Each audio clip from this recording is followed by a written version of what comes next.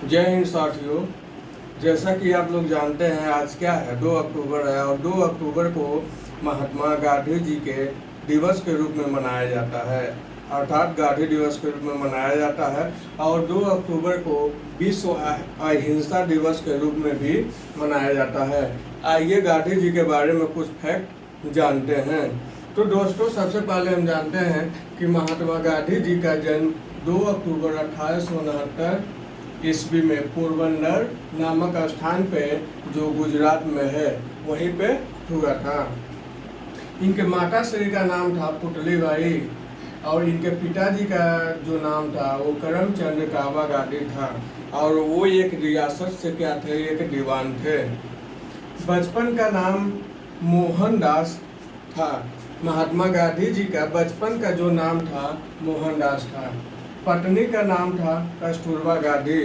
दोस्तों, ये जानकर आप लोगों को बहुत ही ताज्जुब होती होगी कि महात्मा गांधी जी का विवाह 13 वर्ष की अवस्था में ही हो गया था। किससे हुआ था दोस्तों? कस्तूरबा गांधी जी से हुआ था।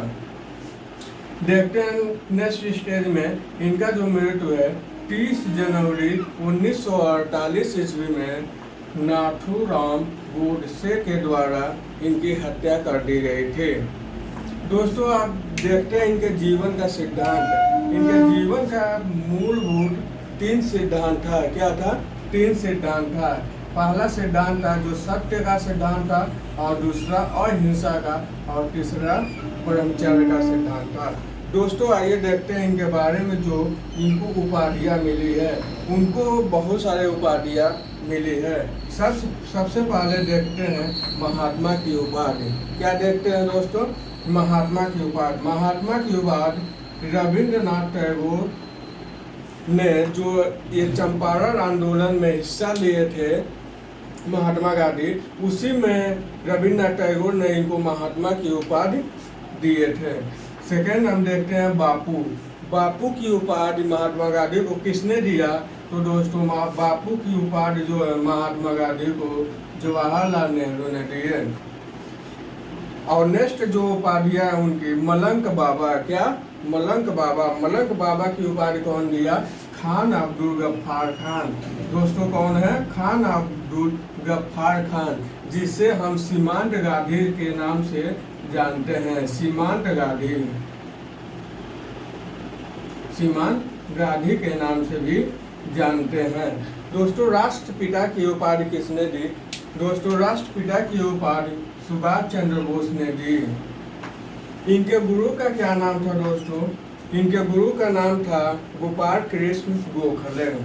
इनके गुरु का क्या नाम था? गोपाल कृष्ण गोखले। उन्होंने अपने जीवन में 2 विचार को अहम भूमिका दी। पहला उनका विचार था जो सर्वोदय का विचार था। पहला उनका विचार क्या था? सर्वोदय का विचार था। और सर्वोदय का विचार उसने जॉन रस्किन की जो बुक है अनटू दी लास्ट, क्या है दोस्तों? अनटू दी लास्ट, वहीं से वो क्या किए थे? ग्रहण किए थे। और दूसरा उनका महत्वपूर्ण विचार क्या है? सविनय अवज्ञा। सविनय अवज्ञा का विचार उसने डेविड थोरो से लिया था। किससे लिया था? डेविड थोरो से लिया था। आइए और उनके बारे में कुछ फैक्ट को हम देखते हैं। क्या? सबसे पहले उसने कहाँ गए थे? दक्षिण अफ्रीका गए थे। और दक्षिण अफ्रीका क्यों गए थे? क्योंकि वो पेशे से क्या थे? एक वकील थे। इसलिए 1893 ईस्वी में दादा अब्दुल्ला नाम के एक व्यापारी था, उन्हीं का वकालत करने के लिए उसने दक्षिण अफ्रीका गए थे। और दक्षिण अफ्रीका में उसने कौन कौन सा काम किया उसके बारे में देखते हैं। तो दक्षिण अफ्रीका में उसने नटाल इंडिया कांग्रेस की स्थापना की। क्या किया दोस्तों? नटाल इंडिया कांग्रेस की स्थापना किए। कब किए? 1894 ईस्वी में। उसके बाद उसने फिनिक्स आश्रम की भी स्थापना किया। कब किए?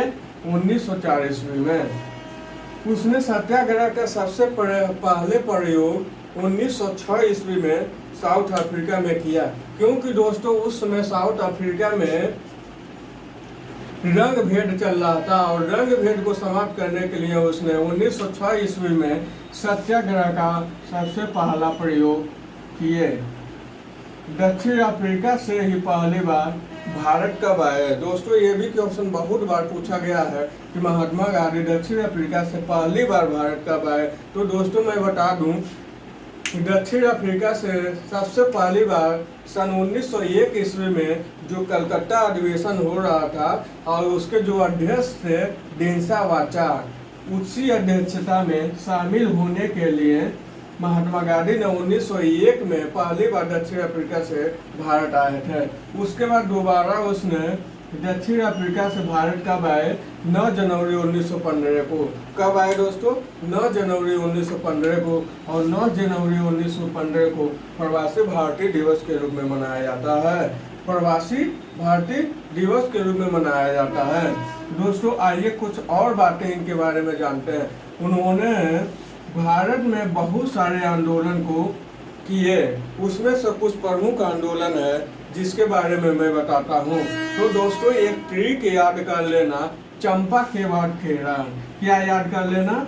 चंपा के बाद खेड़ा। तो दोस्तों ये ट्रिक याद करने से आपको 3 आंदोलन जो एक सीक्वेंस के रूप में है आप लोगों को याद हो जाएगा। चंपा से सबसे पहले हो जाएगा चंपारण आंदोलन। चंपा से दोस्तों क्या हो जाएगा? चंपारण आंदोलन। चंपारण आंदोलन 1917 में किए थे। कब किए थे दोस्तों? 1917 में किए थे। और चंपारण कहाँ है? बिहार राज्य में है। दोस्तों इस चंपारण आंदोलन में उनको भाग लेने के लिए बिहार का एक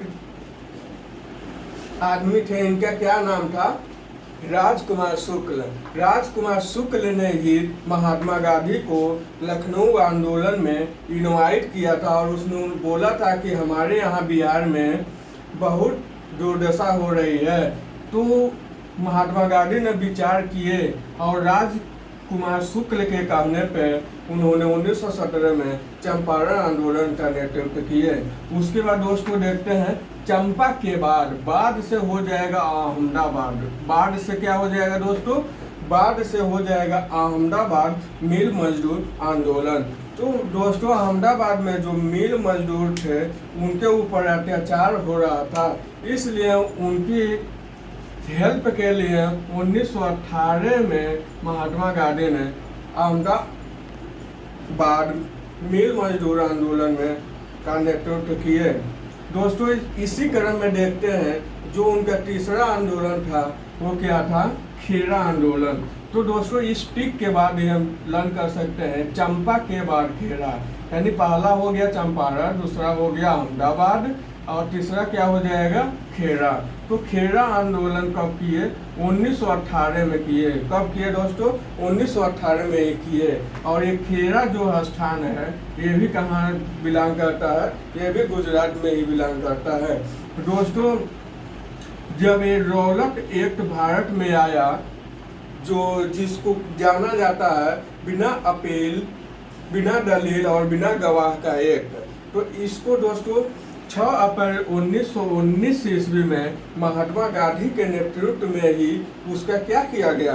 बहुत ही बड़े पैमाने पर विरोध किया गया। और दोस्तों ऐसा कहा जाता है कि यही जो था महात्मा गांधी का एक बहुत ही बड़ा आंदोलन था। तो दोस्तों नेक्स्ट देखते हैं असहयोग आंदोलन।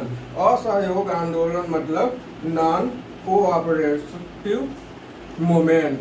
इसका कब हुआ? ये 1920 में हुआ और ये कहाँ हुआ? नागपुर में। नागपुर में असहयोग आंदोलन का जो बिल था वो कब पास हुआ? 1920 ईस्वी में नागपुर कांग्रेस के अधिवेशन में ये जो असहयोग आंदोलन का बिल है वो पास हो गया। और दोस्तों इसी क्रम में देखते हैं गांधी दास पैक्ट, यानी गांधी से हो जाएगा महात्मा गांधी और दास से हो जाएगा CR दास। इन दोनों को बीच में एक समझौता हुआ जो 1924 में हुआ, जिसको गांधी दास पैक्ट के नाम से जानते हैं। दोस्तों अगर हमारा वीडियो अच्छा लगा हो तो लाइक शेयर सब्सक्राइब जरूर करें।